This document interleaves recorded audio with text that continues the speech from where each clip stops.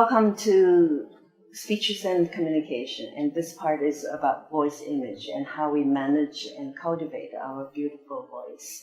Last time we talked about what is voice and what is voice image, and today we're going to talk about why voice images are so important to us. Let's talk about, I'm a broadcaster by profession, and in our trade, we talk about in Chinese, 三分稿子,七分播.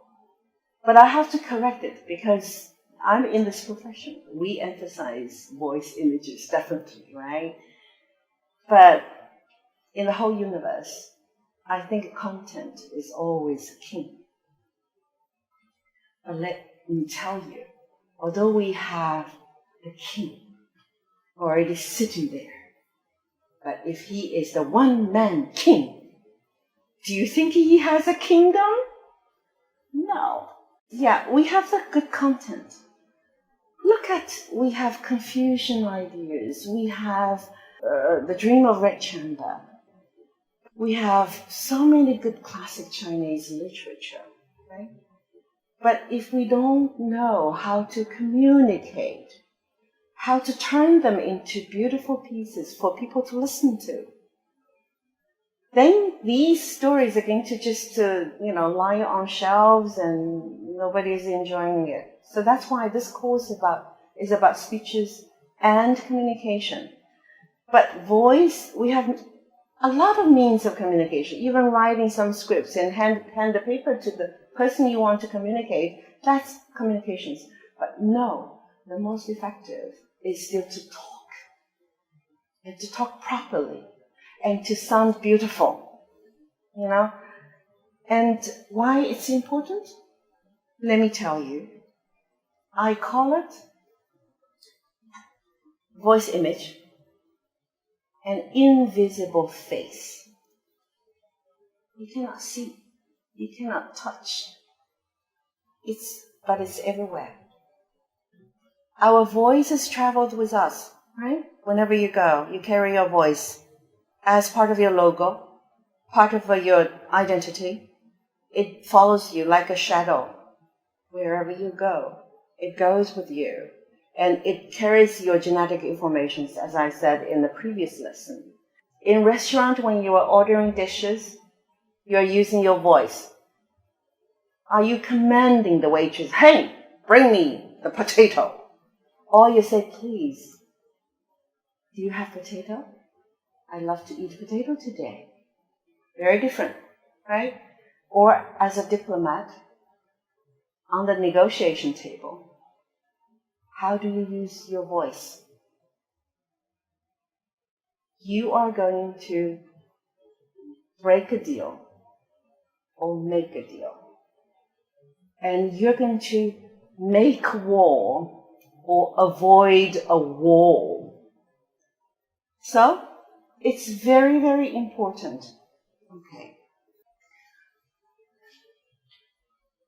ID or identity or logo, but our voice or a nation's voice or a group's voice is only part of the whole package of who we are. Let's talk about a nation. We have been traveling after China opened itself up to the outside world. I think many people traveled overseas. And if not overseas, within the country. But wherever you go, you would notice, the voice of a country or the voice of a place is different. For example, when I go to Thailand, I think Thailand ladies are so soft, gentle. And then when they were doing the massage on your body, they said, tong za pa tong,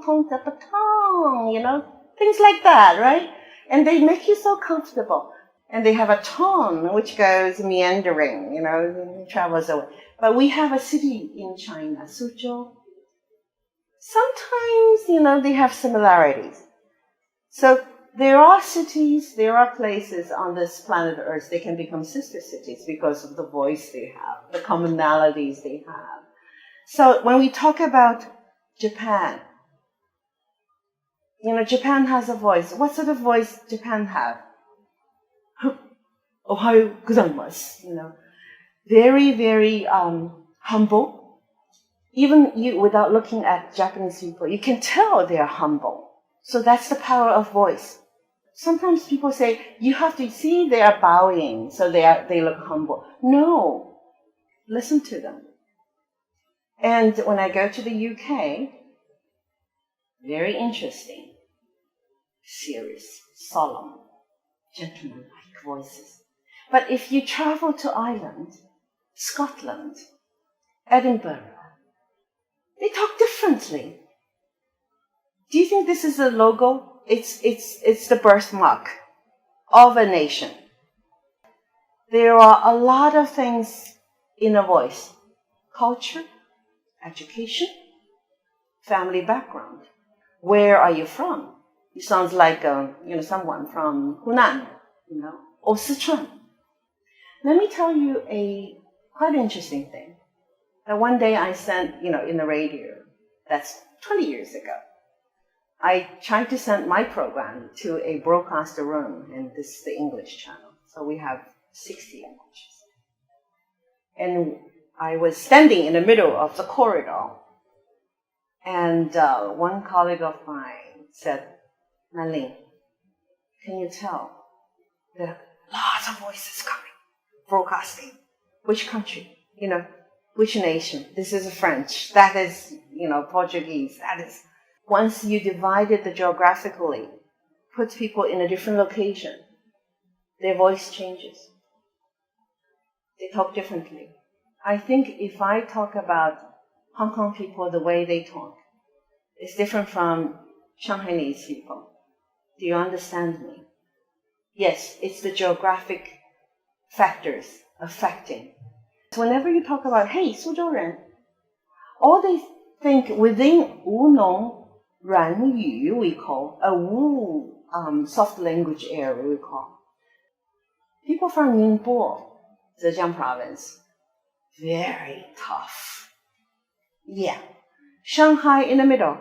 Suzhou, the softer part. There's a joke which says, I would rather listen to Suzhou people quarrel than to listen to Ningbo people talk sweet talks. Because this is too loud. And then Hangzhou, the capital city of Zhejiang province, they are in the middle, not only in the middle, but they have northern dialect traces. Because during the ancient times, the southern Song dynasty, people, the capital moved from northern part of China to Hangzhou. So some of the languages characteristics of languages are being carried through that part. So Hangzhou dialect has Putonghua, standard Chinese elements in it. And it's easier for you to understand. You can guess. But these all form the identity, or I call a voice of a place, a voice of a group of people, right? Ethnicities. How important it is. Yes, it's very, very important. As I said, a nation has a voice. Our diplomats should have proper voices to make voices. Why I say voices are social, and people say, no, voice is something unchangeable, untrainable, okay, unattainable. No, diplomats need to be trained. And this course, Speeches and Communication, is designed to make you have better voices. It can be trained because you're going to use it to improve your life. Two functions, as I said again and again. One is to deliver messages, communicate, express ideas, make friends or make enemies. The other is art, literature. It's the aesthetic beauty. Everyone wants to live a happy life. So because of these, a group has a voice, a nation has a voice. a city has a voice. And even a family has a voice. I think the most famous Fulay family, I don't think they have left Fulay, the couple, the famous couple, intellectuals. But it seems to me that the letters they have left behind is the voice of an intellectual family. Although, we didn't hear the song, but I think their books are being recorded. Yes, being recorded and being delivered. And the messages we are sending out, we are using our musical instrument, I call it.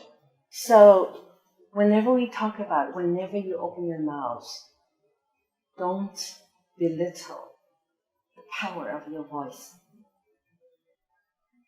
It's like when we were born at the very beginning, we had a voice. I think everybody can take it for granted already.